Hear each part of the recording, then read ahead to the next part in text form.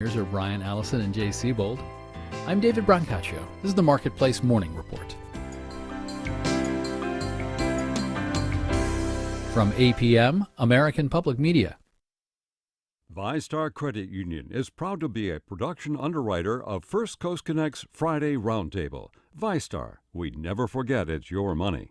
On the web at vystarcu.org.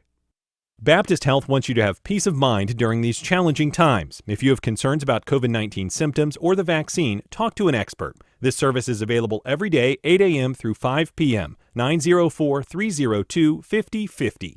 North Florida TPO, proud sponsor of WJCT's First Coast Connect, bringing to the community innovation in transportation planning, commuter services, clean fuels, and intelligent transportation systems. More at northfloridatpo.com. Opinions expressed on the Friday Media Roundtable are those of our panelists and do not necessarily reflect the views of WJCT News.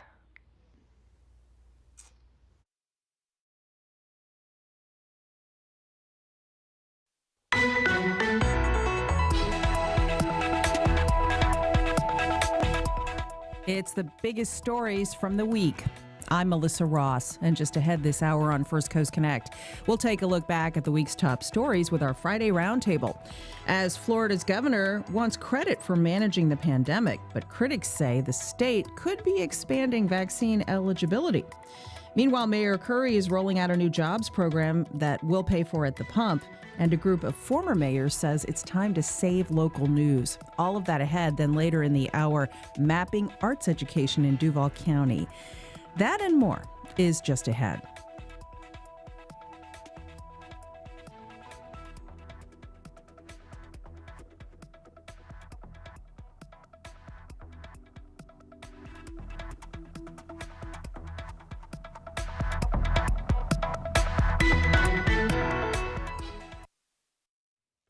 It's 9:01. This is WJCT News 89.9 in Jacksonville. I'm Michelle Corum. A bill that would ban transgender athletes from competing in girls' and women's school sports has passed its first committee. Right now, the Florida High School Athletic Association and National Collegiate Athletic Association have policies in place to accommodate transgender athletes. This bill would preempt those policies in Florida. Brandon Wolf is with Equality Florida, an LGBTQ advocacy group, and he says the bill is harmful to the transgender community. Essentially, it is the most extreme version of writing a transgender young person out of sports. It is a blanket ban on transgender athletes in all levels of schooling. So that means we're talking about elementary school kids, middle school kids, high school, on through college. It is a ban on them participating in sports that coincide with their gender identity. Under the bill, a transgender girl would have to compete on the boys' team. A staff analysis says the bill doesn't prohibit women from participating on men's teams. And Florida Governor Ron DeSantis is using a hand-picked panel of health experts to help validate the actions he took against the coronavirus pandemic. The governor convened those experts for a roundtable at the Capitol yesterday. His handling of the virus will no doubt be a key issue in next year's gubernatorial election when DeSantis faces re-election. The panel echoed the governor's assertions that lockdowns and mask mandates did little to slow the virus spread. Sunshine for this afternoon, nearly to 70 degrees, and right now we're in the mid-50s in Jacksonville. Wind coming from the west about 10 miles per hour. Low 50s, increasing cloudiness tonight.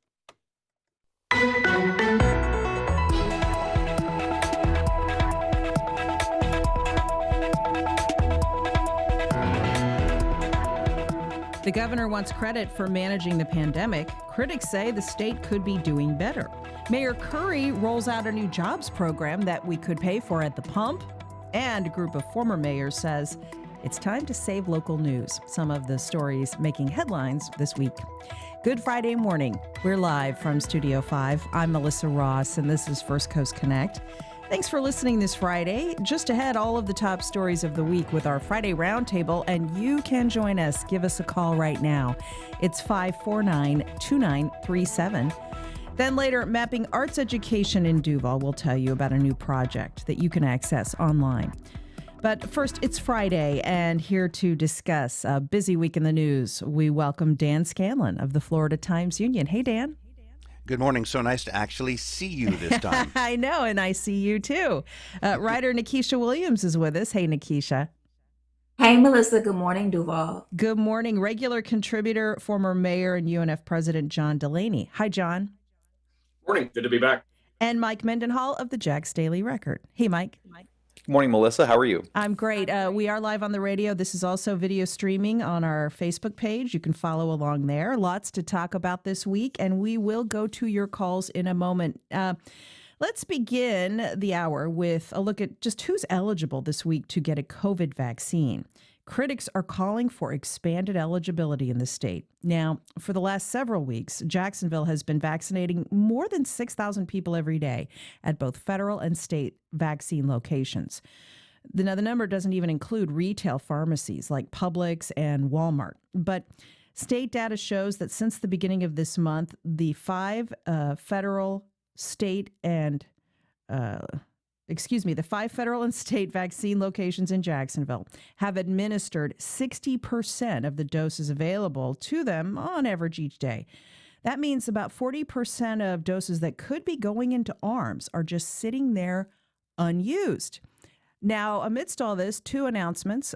Florida Governor Ron DeSantis says probably starting in April, everyone who wants a vaccine will hopefully be able to get one. Down in Orlando, the Orange County official Jerry Demings had tweeted out last night, or actually a local reporter tweeted out the news that starting next week in Orange County, anyone 40 and older will be able to get a vaccine. So he's setting the pace in Central Florida. Will other municipalities like Jacksonville, Tampa, and others follow? Will eligibility expand for vaccines? Because there is a lot of pent-up demand out there. We want to hear from you, everybody. Give us a call, 549-2937. Emails to firstcoastconnect@wjct.org. Tweets to @MelissaInJax. Dan Scanlon, let's begin with you. Whether it's at the FEMA site, at the Gateway Town Center, or other locations around town, of course, only certain categories of people are now eligible to be vaccinated. Other folks have tried to sort of show up at the end of each day to get a leftover dose. Sometimes they get one, sometimes they don't. But pressure is certainly growing on the state to open up vaccination opportunities to more people. Well, I'm really amazed to hear that 40% of those doses have not been used here in the Duval County area, because a lot of people I talk to are asking, how can I get it? Can I hang out? And hopefully I'll catch those Moderna vaccines that go unused and they don't want to throw them away.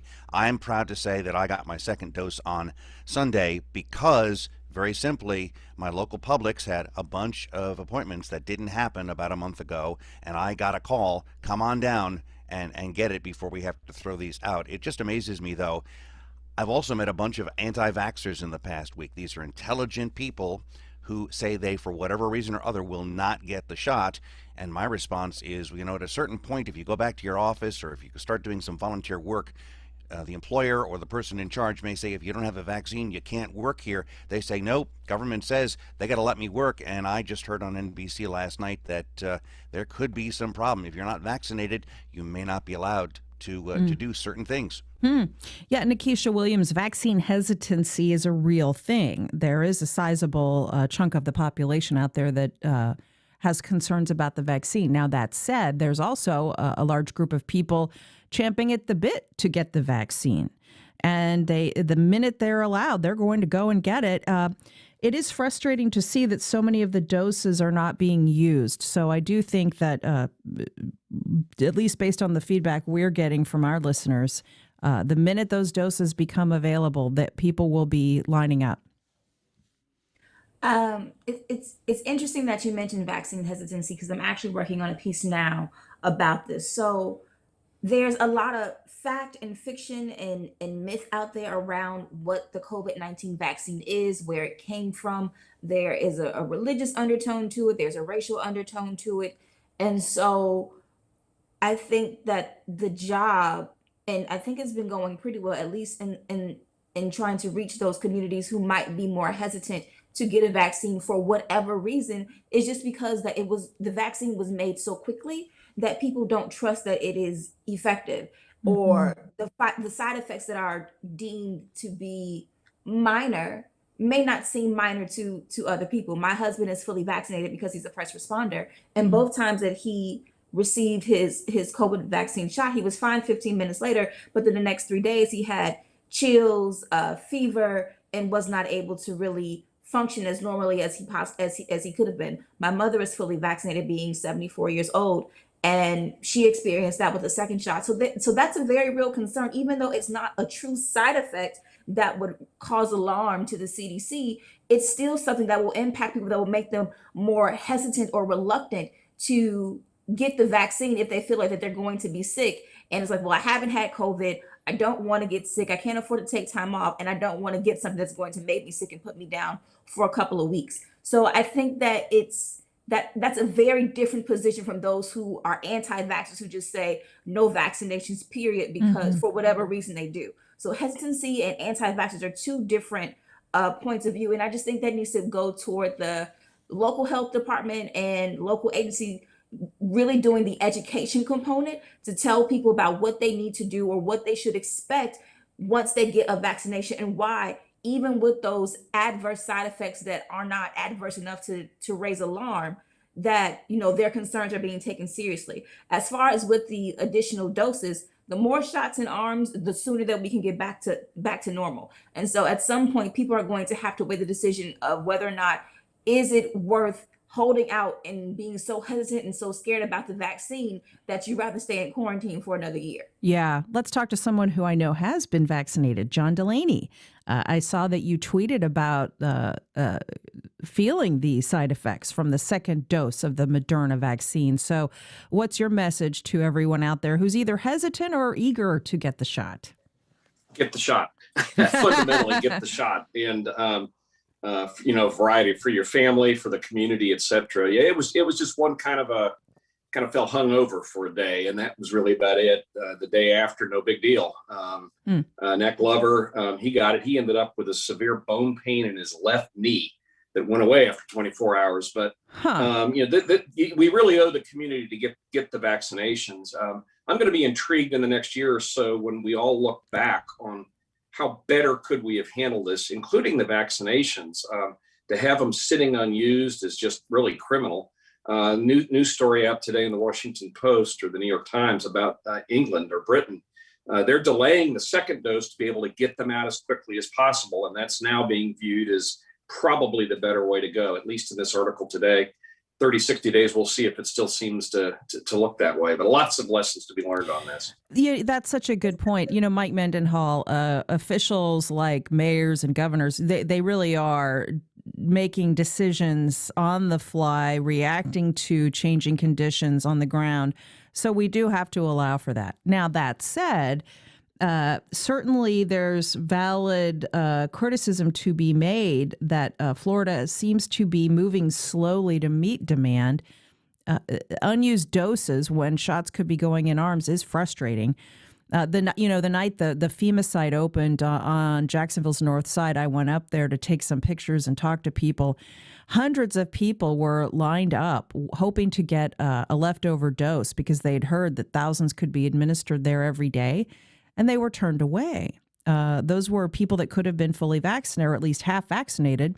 In Florida City, South Florida, last weekend, people at that site started disregarding the state's orders and just vaccinating everyone that wanted a vaccine to use up the doses. The state shut that down. So now we see down in Orange County, as I mentioned, beginning Monday, anyone 40 years or older that wants to be vaccinated at the Orange County site can be vaccinated. And you can bet there will be people driving to Orlando from parts around the state, Mike, to take advantage of that opportunity. I'm sure you're right. And that's the local government versus state government. The differences in how they've managed the pandemic has kind of been big part of the story in the last year. You look at You look at a lot of the major cities around Florida, including Jacksonville and Duval County. We've had mask mandates, in place, whereas Governor DeSantis declined to put a mask mandate, a statewide mandate in place. Really, as far as restrictions, as far as closures, business closures, capacity restrictions, that's all really been taken care of at the local level. In regards to the governor, coming out recently and trying to, or taking credit for Florida, being better than some other states as far as the management of the pandemic. Something that I think that does get lost in that is the restrictions and that a lot of these local governments put into place, whether Republican and Democrat both, and kind of in a way almost defying the governor or ignoring what the governor's push to keep things 100% open. We have a lot of tweets coming into the show about this. I'll get to those in a moment, but for now, let's go to your calls here on our Friday Roundtable. As we talk about calls to expand vaccine eligibility in Florida, Governor DeSantis says probably by April, anyone who wants a vaccine in this state should be able to get one. Should he open that up even earlier? 549-2937. Kimberly in Springfield. Hi, Kimberly. Good morning. Good morning. Hi. For those of us that have had COVID in recent months and may still be within the window of protection from reinfection, should we try to get the vaccine now, or should we continue to let others who are more vulnerable get it first? That's a great question, Kimberly. Thank you for that. Dan Scanlon, it's my understanding that public health officials are telling people to be vaccinated as soon as you have the opportunity. And that includes people that might have already had COVID. I think that's the position. Yeah, and along with the rule that if there's any leftover vaccines, I think the quote is get them in any arm that you can. I think it's amazing. I take a look at the statistics. Florida ranks 41st out of 50 states right now, down at the bottom of the pile as far as distribution of these vaccines. I can't understand why there isn't that 40 and over now. Get an appointment and get it would be the rule, not just show up, because you could wait for hours in the rain or whatever. But I'm just amazed that we're not getting it done quicker in the state of Florida, considering the amount of elderly folks here, considering the amount of folks that I talk to who say they want to get it and they get down there and they do find a line. Others say they get down there, they find no line, and they get the leftover shots. It's like a mishmash. It's been like the Wild West. Nikisha Williams, I've heard so many stories of people getting lucky, getting a shot at the end of the day, people who theoretically are qualified being turned away. It really is kind of hit or miss right now. We're getting lots of tweets about this, saying in particular, people feel that frontline workers, people that work in the food and beverage industry, for example, that they should be able to be vaccinated as soon as possible. Here's another tweet from Julie. How about 2 lines? Seniors get in first. If there are none of them left in line, start taking people from the other line. We need to get these vaccines out, she says. Nikisha. I think the emphasis over process rather than access has been a touch overstated. I know that seniors needed to come first because they were some of the most vulnerable populations, but then there were also other populations that were just as vulnerable as seniors and who were dying in higher numbers than seniors, and that was the low income underserved minority communities. So I think that as much as we want to prioritize those who are at higher risk, our frontline workers, healthcare workers, seniors, and things like that, at this point, we have 3 vaccines that are proven effective that need to go out, and there just needs to be what I think is an all call. Seniors, teachers, frontline workers, grocery store workers, transportation workers, students, and everybody else who wants a vaccine needs to be able to have access to a vaccine. I know the Biden administration set the date of May 1st. Everyone who wants one can get one. And I feel that in the rush to focus on the process of doing the most at-risk groups first, a lot of people who are still at risk are being left out because of their age or they don't have underlying health conditions. And at this point, I just don't think that's fair. We should just put shots in arms. Let's go. Sam tweets the show, I'd rather see a 25-year-old grocery store worker with asthma and no health insurance get a chance before a 45-year-old person working from home. He says, but I still recognize that lowering the age is better than nothing. All right, Noelle in Jacksonville. Hey, Noelle, thanks for holding. Go ahead. Oh, hi. Hi. Good morning. How are y'all doing? Great, thanks. How are you?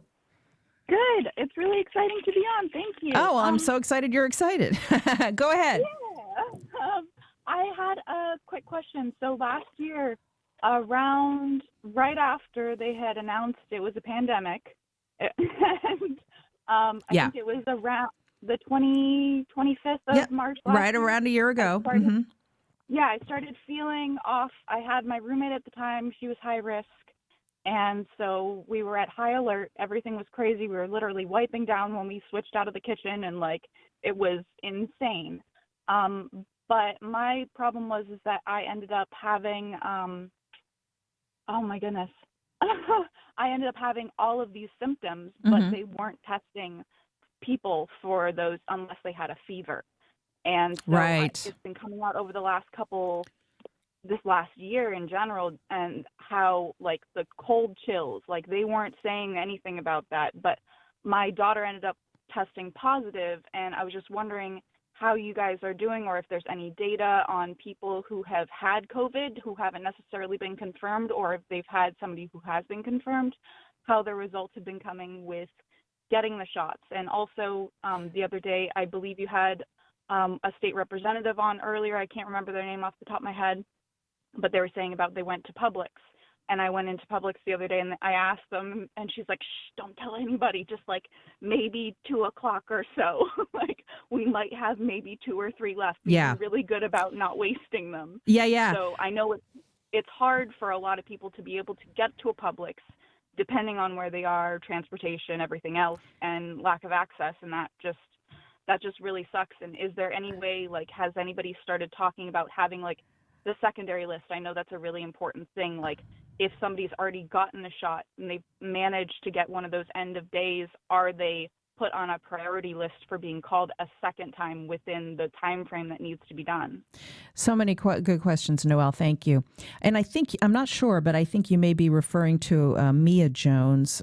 She was a former official who now runs Agape Family Health in Jacksonville, and they are administering the vaccination site at Edward Waters College, sending out doses every day there.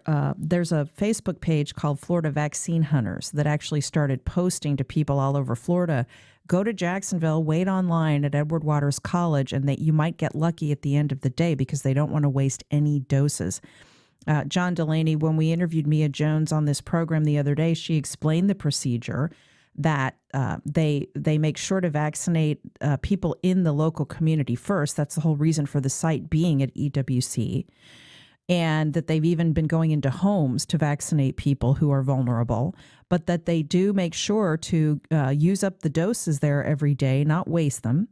And that is how some people have been able to get vaccinated in a standby capacity. You know, I went there one day just to check it out. There was a long line of young, healthy people waiting there at 4 o'clock in the afternoon, hoping to get vaccinated.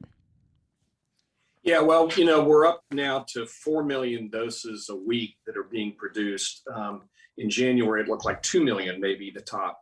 So it's clear from the president and the governor, very soon there's going to be enough doses for people that are willing to get them. And, you know, 80% of the deaths originally were to people over 65. So you get why that area was targeted. But when you've got the leftovers, right now, you've got to really get the spigot out. I'm still kind of startled that teachers aren't the next out, because they're you know, in front of 20 and 30 kids every day that are, you know, little Petri dishes of illnesses. And so, again, there'll be a lot of introspection looking back on how best to get this. For example, I know Nikisha mentioned asthma. They've now found out just in the last few weeks that treated asthma, actually those people are at lower risk. It's the untreated asthma patients, which are predominantly in the poor and the minority communities, that are really at a far higher risk. So science is kind of, you know, going to educate us on how best to do this. I think fundamentally, I guess the governor's saying really less than 2 weeks, anybody who wants it can get it. And you've got to open these floodgates up if people are willing to do it. High risk people, Nikisha referenced also, you've got people with serious health issues that may be 30 or 40 years old. Why are they not moving to the head of the line? And, you've really got to try to reach out to those. My oldest daughter is in a high risk pregnancy in her late 30s. Well, not eligible yet, and so there'll be some introspection studies on how we can do this better next time around. And then it's the very tough risk management issue of managing the economy and the quarantine, et cetera. What's the best way to do that? And, Sweden was held up as a model. No, Sweden's a disaster. It takes time to go back and really see what is the best way to have done this. Because sadly, it's going to happen again. There's going to be another kind of a virus like this that's going to sweep the nation. It's been predicted for a long time, and it's sad that we weren't as prepared as on the world as we should have been. Absolutely right. And yes, states certainly have been laboratories, as you point out, for how they have responded. We have a call about that. Ed near NAS Jax. Hi, Ed. Hi. It was mentioned just now something that is really interesting that we forget. We know that the number one group of people who are likely to get very sick and die are people over 65. It was mentioned over 80%. And we in Florida have the highest number of elderly in the country, more than bigger states like Texas and California. So really, we should be on the front of the worst numbers, and we're not, thanks to the policies of the governor. He's opening up, has also saved a lot of people from something that is not mentioned much, which is depression, alcoholism, drug abuse, child abuse, spousal abuse. That is something that also should be counted as one of the benefits of opening up the state. And that was it. Oh, you're saying like by not locking down the state, you approve of the way he... Exactly. Okay. I thank you for that, Yeah, Ed. the numbers. Okay. You're welcome. All right. So certainly the governor has touted his overall pandemic response. He's compared Florida's numbers to other large states like California, for example, and argued that not going back into lockdown was a good decision. Keeping schools open proved to be the right decision. We certainly expect Ron DeSantis to campaign on his pandemic response as he seeks re-election for Florida governor and potentially runs for president in 2024. So as we look at those numbers, this is a good discussion to have because fans of the governor like the response and they point to those statistics. At the same time, the governor has had plenty of critics. For example, here's a tweet from a listener that came in last night. He says, please point out that DeSantis had a roundtable yesterday highlighting Dr. Scott Atlas, the guy that says we don't need masks, let everyone get it, herd immunity is best, and let God sort it out. We're doomed, he says. So Mike Mendenhall, critics of the governor have pointed out that he has surrounded himself with voices around how to respond to this pandemic that have been highly controversial, Scott Atlas chief among them. So I think it's fair to say it's a mixed bag when we talk about the governor's record on this. I mean, definitely. I mean, if you look at the statistics, I mean, you can't deny that Florida is at least middle of the pack when it comes as far as the 50 U.S. states and territories and everything. So I mean, there is that, but local mayors and have also been surrounding themselves with advisors. Here in Jacksonville, Mayor Curry had a group which included UF Health. Jacksonville CEO Leon Haley and other medical professionals here, and they've also been getting advice, which led to things like local mask mandates and capacity restrictions, beach closures. So I mean, you see the difference in in those roundtables or unofficial or those a group of advisors and the policy differences that come out. I also wanted to note too that News4Jax just reported a moment ago that COVID-19 vaccine age requirement in Florida will lower to 50 starting Monday. So the governor announced that this morning. So there's that age requirement is continuing to drop. Okay, that just crossed. Let's repeat that again. Dan Scanlon, you just sent me a message about this too. Anyone 50 and older in the state of Florida will be able to get the vaccine beginning Monday. Dan, that is a big leap forward. Yeah, and you have to wonder if that isn't public pressure, as maybe he's seeing some poll numbers drop for his popularity. I think that's a mandatory move. When we're 41st in the country in giving these shots out, and we have thousands of shots sitting unused, it's just amazing that we haven't opened it up with proper guidelines and controls and advance reservations to do it. I mean, I am almost 65, so I don't feel too bad that I got my shot somewhat early, and it was sheer luck, like I said, that I got it because there were extra Modernas left over. My wife has medical issues. I have medical issues. We're both almost 65, so, let's get it done. And indeed, as late as 2 days ago, the nurse who was taking my blood for a blood test said, "You're not going to stop wearing a mask just because you got the shot." And I said, "No, ma'am." Mm-hmm. Sure. Let me take one more call on this, and then we'll move on to some other news and notes from the week. Patrick in San Marco. Hi, Patrick. Thanks for holding. Good morning. Hey, good morning. Hey, just a question. I had COVID last March, and in June I got tested for the antibody, came up positive, and every 3 months I go back and get tested, and it keeps coming up positive. Why do I need to get vaccinated if I keep coming up positive on antibodies? Well, that's a very good question, Patrick. The health officials say that you should still be vaccinated. Why? If you have antibodies, I can understand why you might not feel the need to go get the jab. But you know what? That's a question that I can't answer adequately right now because I don't have a doctor or an epidemiologist sitting in front of me. So I appreciate you sharing that, though, because it explains to all of us how complex this has been for so many people out there. So, Patrick, I want to thank you for that. You bet. Okay.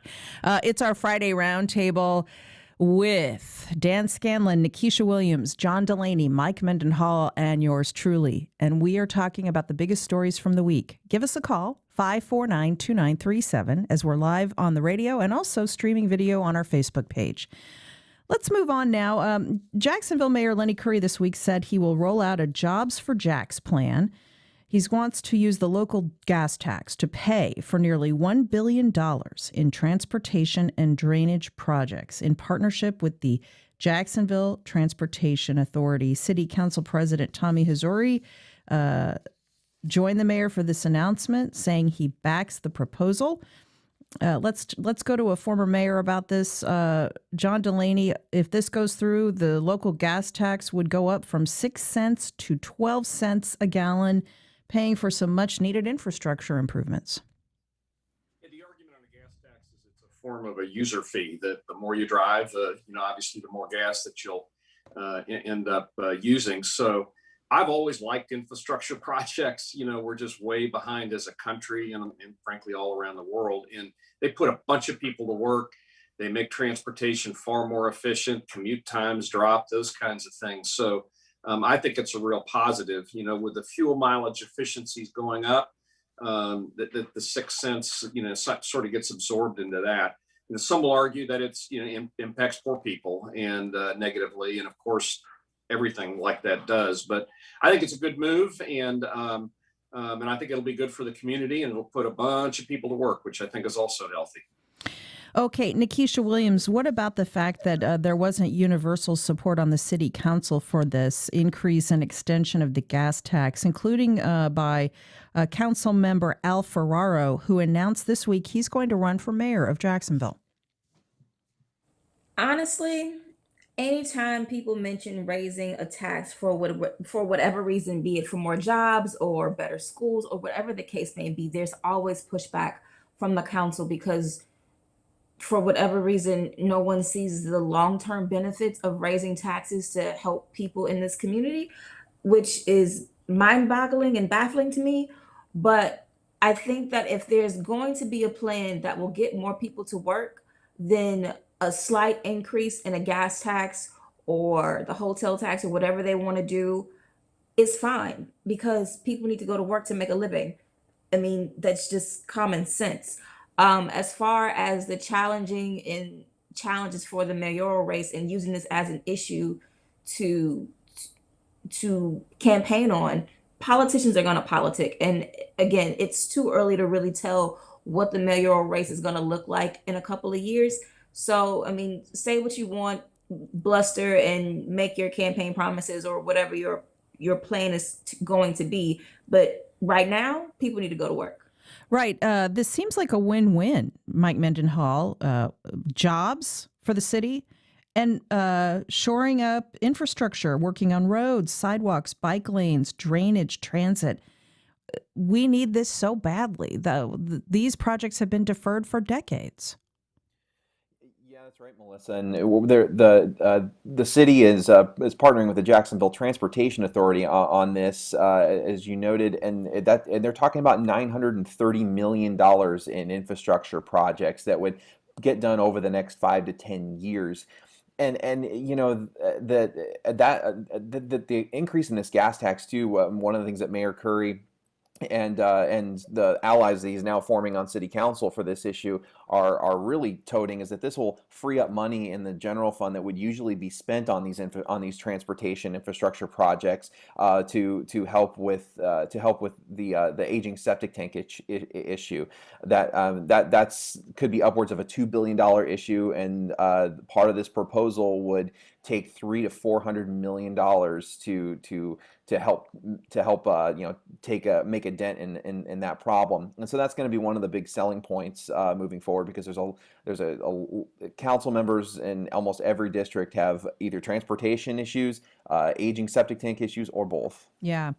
Dan Scanlon, another mayoral candidate, Matt Carlucci, he's chairman of the Finance Committee on the City Council. He's called this a bold infrastructure proposal as well. Another thing we haven't talked about, we have 3 major interstates running through this city, and that means the gas tax won't just impact the local residents. We have millions of truckers, millions of tourists, millions of commuters running through our county all the time.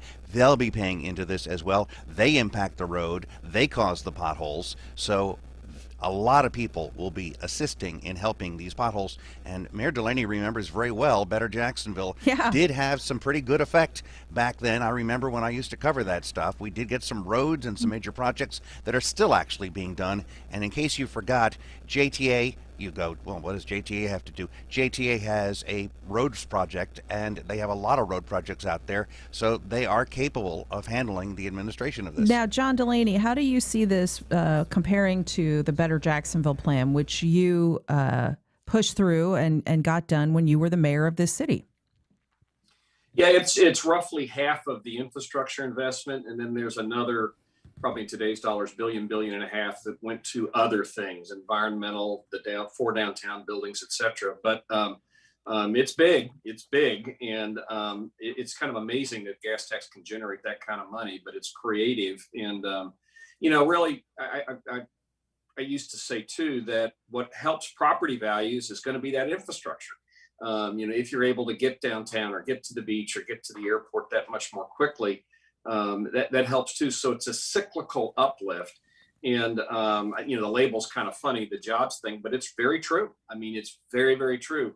As Dan referenced, we really didn't feel in Jacksonville the 2000 recession, the dot-com bubble that blew up in the late 90s and early 2000s, largely because a lot of people are going to work on these projects. CJ in Mandarin. Hi, CJ. How are you on the gas tax? Yes, good morning. So I have kind of a nuanced approach to it, because in principle, I am, it's never a terrible thing when we tax carbon, however, or fossil fuels, but, for environmental purposes, but I think it's really going to hit hard on the lower income community. There's got to be a better way to raise the funds. I mean, whether it's taxing polluters or taxing, some of the runaway development we're having, something like that, or trying to find other sources of revenue like community broadband or something like that. But if this is to be considered and we do make a go of this, I believe that the people should really have the final say. I think it should go to a referendum, And that's really the fair way. And another thing is that Jacksonville is a unique community. I mean, as we all tout, we're one of the largest cities in the United States, and we have unique challenges as far as transportation. We're very much a car-centric city. I know JTA has done a great job as far as the bus schedules and whatnot, but because of the fact that we are such a car-centric city, I think that's really going to be an undue burden on our general population, especially the lower income people. If they do pass a gas tax, ultimately, there has to be some sort of mitigation, like giving out gas cards to low income people or something like that, because there really needs to be, they need to look at the whole impact that it will have on just everyday people. So that's my comment. And thank you so much, everybody, for your work. Okay, thanks, CJ. All right, Nikisha, what about that? Will this disproportionately impact lower income people, and should this be put to a referendum? I think that that's a valid point, that it could disproportionately impact lower income people, seeing as how gas prices are already going up, and then to increase the gas tax 6 cents a gallon from what it currently is now on prices that are already skyrocketing, and we don't know when that cap will be, could add some undue burden. As far as being put to a referendum, it's I'm hesitant to say yes or no, only because people should have the right to vote on how they want to be governed, especially when it comes to raising taxes. But I also wonder, if we do put it to a referendum and it's not passed, and we're still left with infrastructure projects that need to be taken care of, such as septic tanks, which has been promised since consolidation and has yet to happen, and we are in the year of our Lord 2021, that it's just going to delay something that needs to happen because people don't want to pay an extra 6 cents. So I mean, it's a double-edged sword, definitely. Yeah, Mike Mendenhall, this is likely to pass on the Jacksonville City Council. Can you talk a little bit about the road ahead for this? Yeah, so No pun intended. yeah, I think you're right. I think it's likely to pass. I mean, you saw the coalition that was behind Mayor Curry at yesterday's news conference. You had the Democratic City Council president, the likely Republican future City Council president, Sam Newby, was there. You've had some pushback. You mentioned Al Ferraro. I know Councilmember Rory Diamond has come out pretty adamantly against any tax increase. But I think you're going to get pretty overwhelming support for this. Moving forward, and they haven't really set a timeline for when they want to actually get to the legislation before council for a final vote. The administration said yesterday that they're going to be meeting individually with every city council member, and they also want to finalize the list of projects because they want to have buy-in, from the city council on all of those infrastructure projects in their districts. And to one other point too that John Delaney was making. He mentioned fuel efficiency, and yesterday, Nat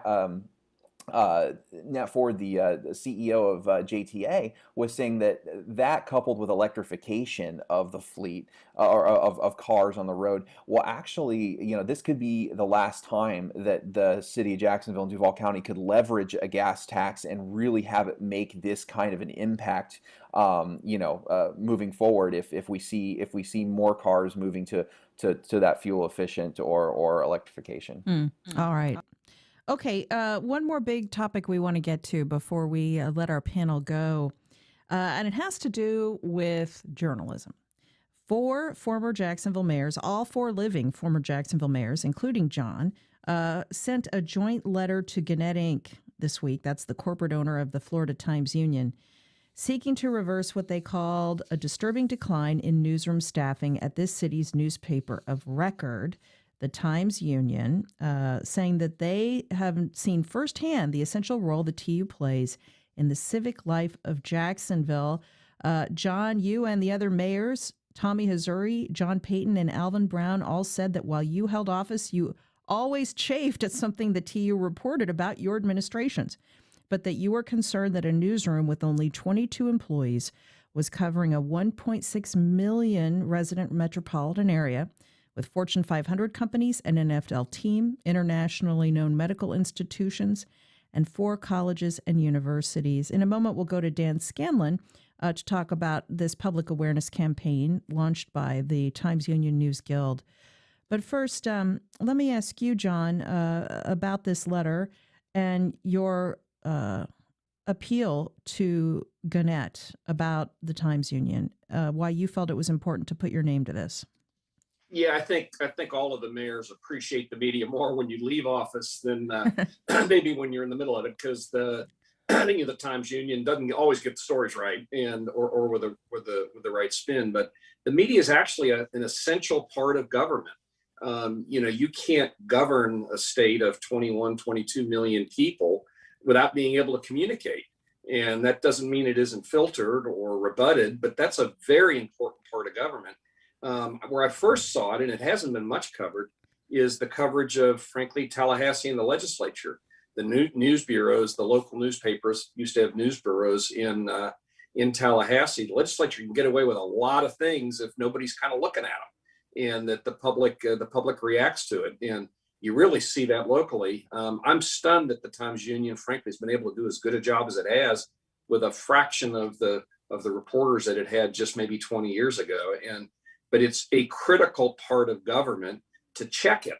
And that's why it's often known as the fourth estate. It's a fourth branch of government. And it allows the people to really be a functioning part of a democracy. Many of the things we made the reference earlier about, should you have a referendum on the gas tax?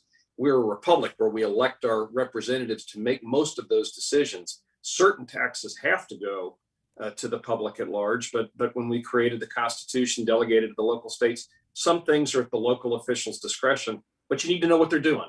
And that's why I think all of the former mayors and I felt that we really would love to see a stronger, more vibrant local media, both to cover Jacksonville, but also to watch what goes on with the legislature and the governor in Tallahassee. Right. Dan Scanlon, you've had layoffs, buyouts, resignations, retirements. You've lost more than 40 employees since your ownership changed hands several years ago. Only made one hire, less than 24 people now at the Florida Times-Union.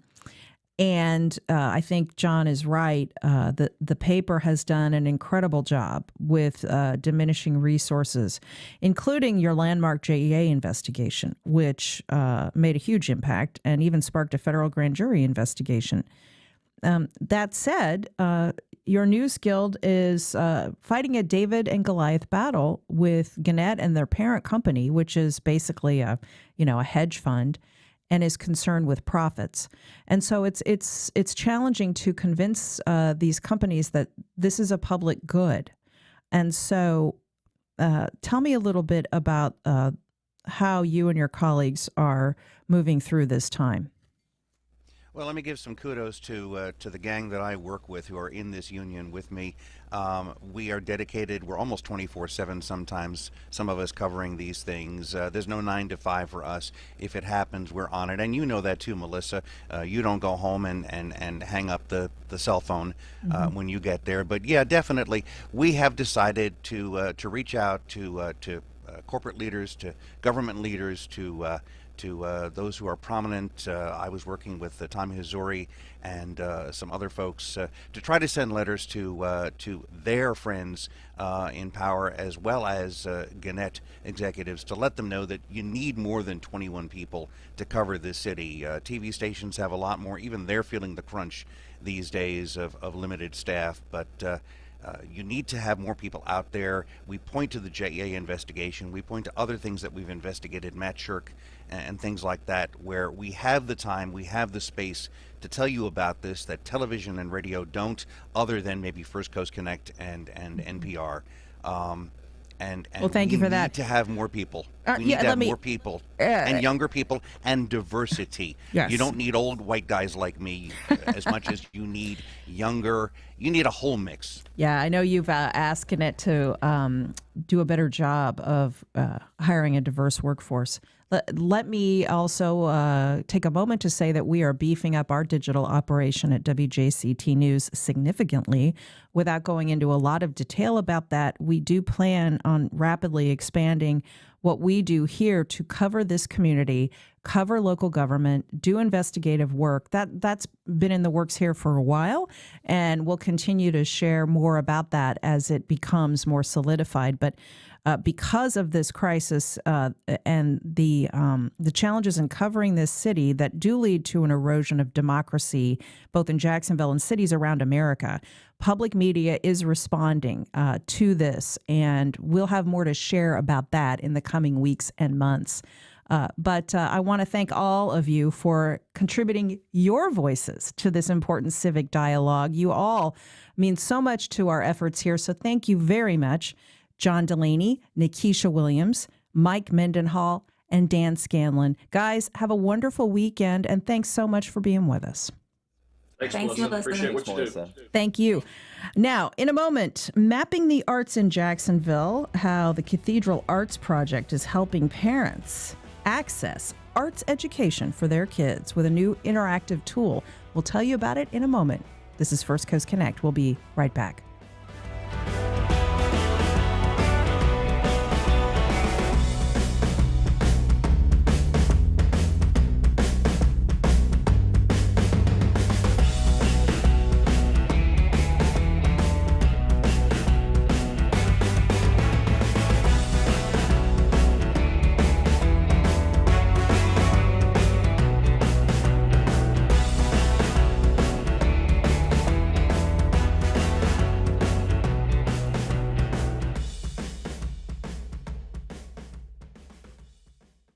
Police step up patrols of Asian American communities after this week's attack in Atlanta.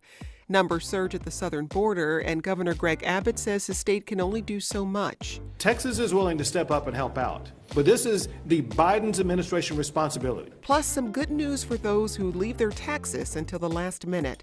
More on the Friday News Roundup next time on 1A. Today, starting at 10 on WJCT News 89.9.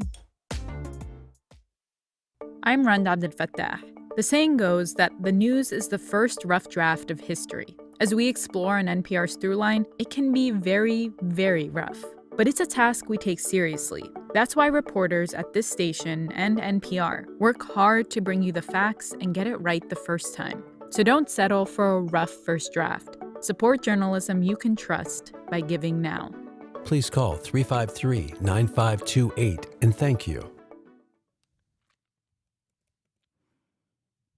Welcome back. We've got some breaking news. This morning, Governor DeSantis announced that he's going to lower the COVID-19 vaccine age requirement in Florida.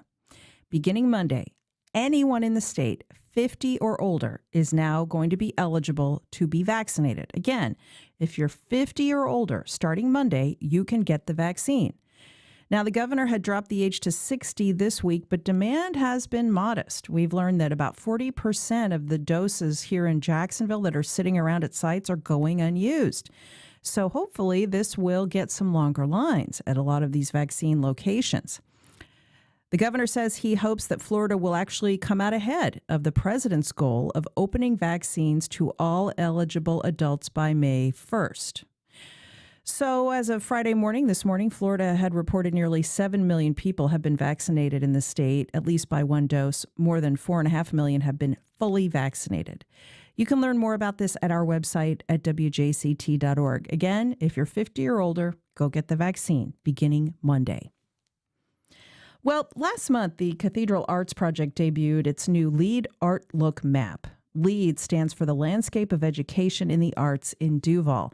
Now, this interactive map online provides a real-time snapshot of arts resources and services at schools across the county. I learned more from Allison Galloway-Gonzalez. She's Chief Program Officer for Cathedral Arts and Executive Director of Any Given Child, Jacksonville. Hey, Allison, thanks so much for joining us. Good to talk to you. Hi, Melissa. Thanks so much for having me. This is exciting. Let's talk about this new LEAD Art Look map. LEAD stands for the Landscape of Education in the Arts in Duval. So LEAD is a nice shorthand. This is an interactive online map. How does it work and how can we use it? It's a great question. We have been working on this project for several years, working with national partners.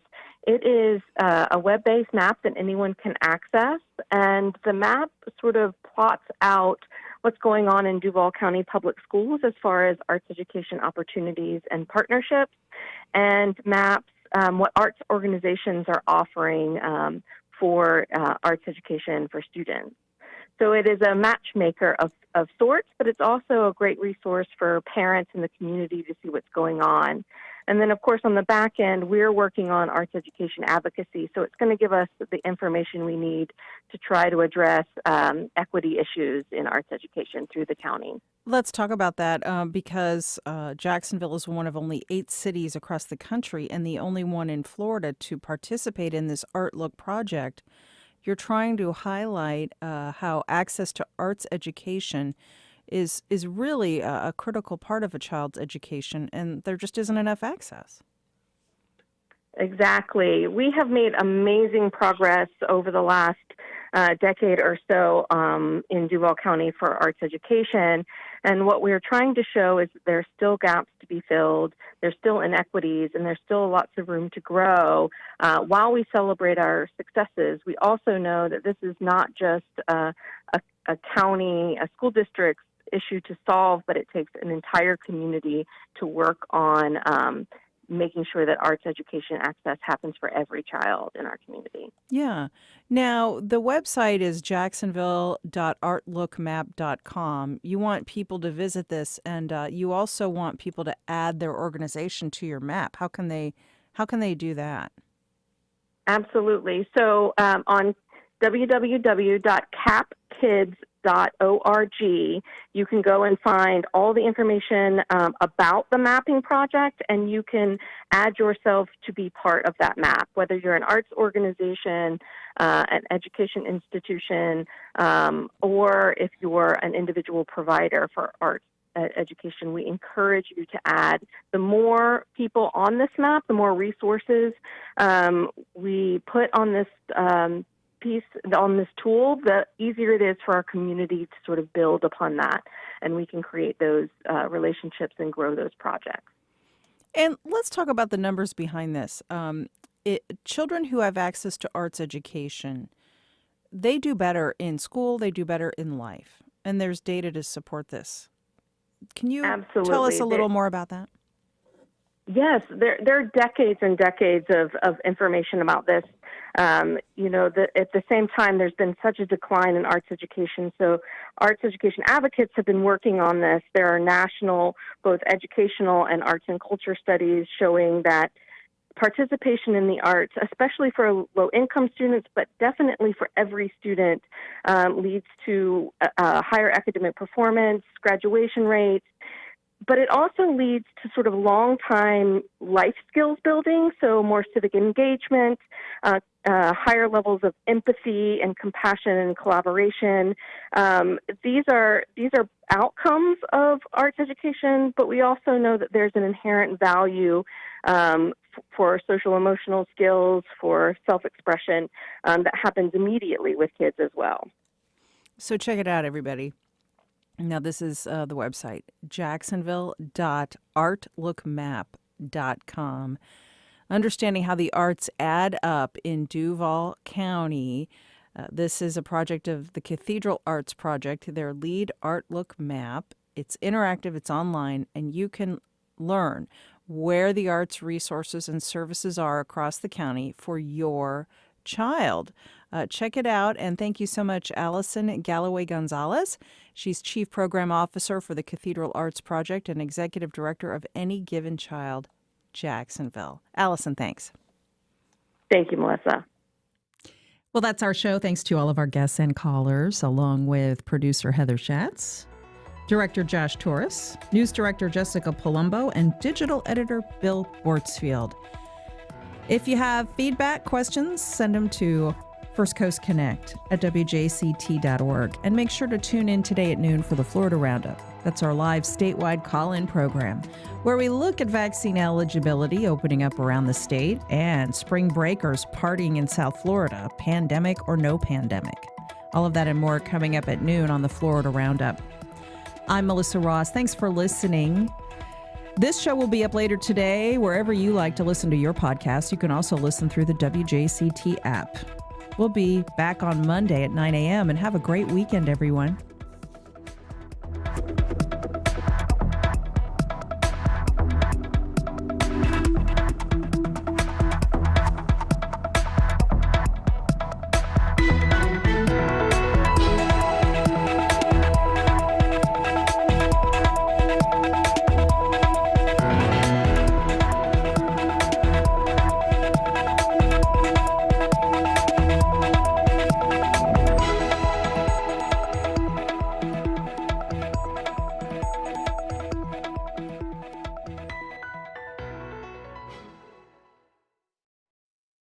Support for First Coast Connect is provided by Baptist Health and the North Florida TPO.